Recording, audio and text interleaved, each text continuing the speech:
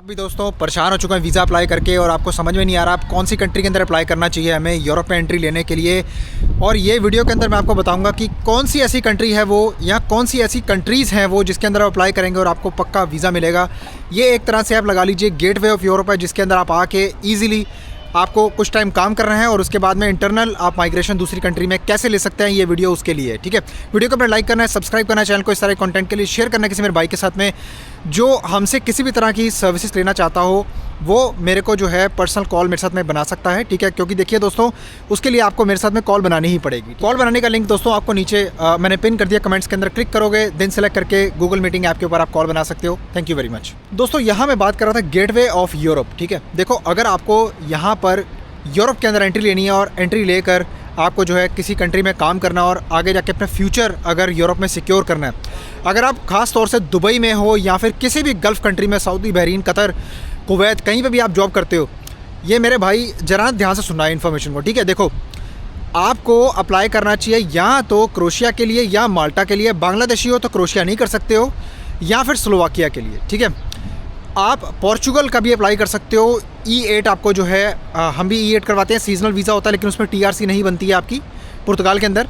लेकिन आप क्या कर सकते हो, आप हमसे क्रोशिया का, खैर क्रोशिया भी नहीं कर रहे हैं हम, स्लोवाकिया का करवा सकते हो। और माल्टा के लिए मैं ऑप्शंस जो है अब लेके आने वाला हूँ। ठीक है, अभी हम इसी बात पे चर्चा करेंगे। ठीक है, आने वाली वीडियोज़ के अंदर माल्टा में किस तरह का काम आपको मिलेगा, क्योंकि माल्टा में क्या है कि आपको 1 साल का परमिट मिलता है, उसके बाद में आपको फिर से प्रिंसिपल अप्रूवल लेटर की ज़रूरत होती है, जिसके बतौर आपका जो TRC है वो आपका एम्प्लॉयर से बाउंड होता है।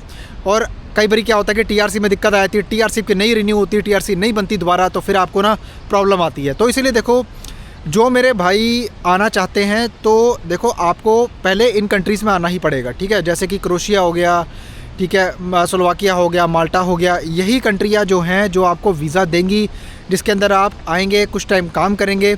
इंटरनल यूरोप में कैसे मूवमेंट ले सकते हो मैं आपको यहाँ पे बताता हूँ। कुछ यहाँ पे ना कुछ कंट्रीज़ के अंदर नियम कायदे बहुत ज़्यादा सख्त होते हैं, जैसे कि फॉर एग्जांपल माल्टा हो गया, ठीक है, या फिर स्लोवाकिया ले लो या क्रोशिया ले लो, तीनों कंट्रियों की बात कर रहा हूँ।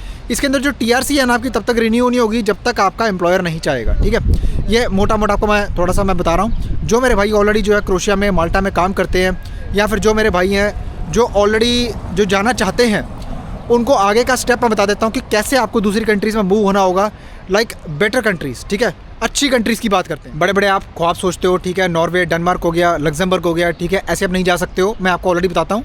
क्योंकि देखो नॉर्वे के अंदर या डेनमार्क वगैरह के अंदर सीजनल कैटेगरी के अंदर आपको काम मिलेगा, जिसमें आपको 180 दिन का ही वीज़ा या फिर आप कुछ भी कह लीजिए आपको काम मिलेगा वहाँ पे। उसके बाद में आपको काम करने के बाद वापस अपनी कंट्री या फिर आप जिस कंट्री से आए वहाँ पे आपको मूव होना होगा। अगर आपका रेजिडेंस परमिट अगर आपका उस कंट्री का एलिजिबल है या फिर मतलब आपका जो है उसके अंदर वैलिडिटी पड़ी हुई है। तो अब बात करेंगे कि किस तरह से बेसिकली आप कर सकते हो ये। देखो यार, फॉर एन एग्जांपल अगर आप माल्टा में हो या स्लोवाकिया में हो या फिर क्रोशिया में हो, अगर आप ये सोचते हो कि मुझे दूसरी कंट्री मूव होना है, उसके अंदर आपको सबसे पहले क्या करना पड़ेगा। इसके 2 रास्ते हैं, मैं आपको बता रहा हूँ, ध्यान से सुनना। आपको सबसे पहले तो एक बार उन कंट्रीज़ में विज़िट करना पड़ेगा। ठीक है, वहाँ पर विज़िट करने के बाद में आप खुद देखोगे कि वहाँ पर ना आपको एजेंसीज़ मिलेंगी। ठीक है, आप सर्च करोगे ना, एजेंसीज़ आपको मिलेंगी। अगर आप थोड़ी मेहनत अगर खुद कर लोगे तो आप डायरेक्टली एजेंसी के अंदर जाके वहाँ पे खुद आप जॉब कॉन्ट्रैक्ट हासिल कर सकते हैं। ठीक है, वो आपको जॉब कॉन्ट्रैक्ट देंगे और उसके बेसिस पे आप वहाँ पे जाके फिर आप जो है TRC अप्लाई कर पाओगे। कंट्रीज़ लाइक पोलैंड हो गया, ठीक है, इसकी मैं जो बात कर रहा हूँ, पोलैंड के अंदर आप इजीली जाके जो है आराम से अपना TRC का प्रोसेस जो है करवा सकते हो अगर आपको जॉब कॉन्ट्रैक्ट मिल जाए तो। बात करेंगे नॉर्वे या डेनमार्क की। दोस्तों नॉर्वे या डेनमार्क के अंदर आपको ऐसे इंटरनल मूवमेंट करने के लिए ना क्या करना पड़ेगा, आपको अपनी जिस कंट्री में आप जॉब कर रहे हो कोशिश करो वहाँ पर आपको कोई ना कोई वर्क सप्लाई का ऑफिस मिले। मैन पावर की एजेंसी होती है कि जहाँ से उस कंट्री के अंदर पर्टिकुलरली वो दूसरी वाली कंपनी जो ऑलरेडी डेनमार्क के अंदर या नॉर्वे के अंदर है आपको इंट्रा कंपनी ट्रांसफ़र के तौर पर वहीं से लेकर जाएगी और वहाँ पे काम करवाएगी डेनमार्क या नॉर्वे में।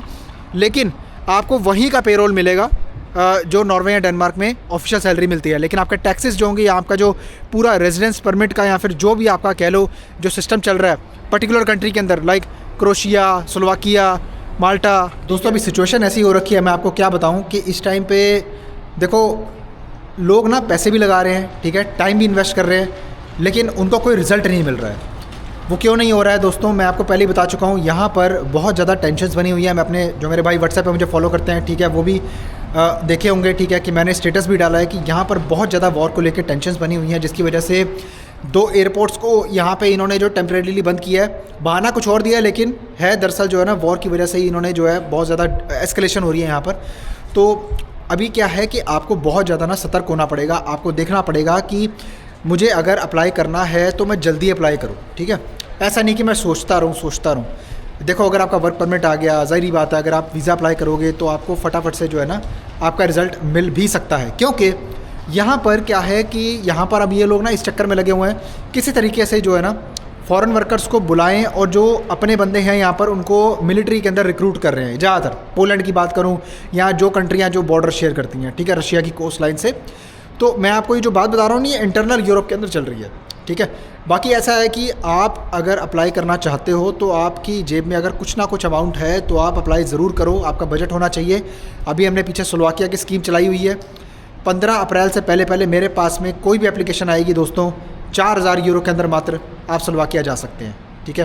बाकी वीडियो को लाइक करना है, सब्सक्राइब करना है चैनल को, इस तरह के कंटेंट के लिए शेयर करना है किसी मेरे भाई के साथ में, उसके बहुत काम आएगी ये जानकारी। इंस्टाग्राम पर मुझे फॉलो कर लो। इसके अलावा कॉल बनाने का लिंक आपको नीचे कमेंट्स के अंदर मैंने पिन कर दिया है, क्लिक करोगे दिन सेलेक्ट करके कॉल आपकी बुक हो जाएगी मेरे साथ में जिस दिन पे आपने सिलेक्शन की होगी। गूगल मीटिंग ऐप डाउनलोड कर लेना, ठीक है।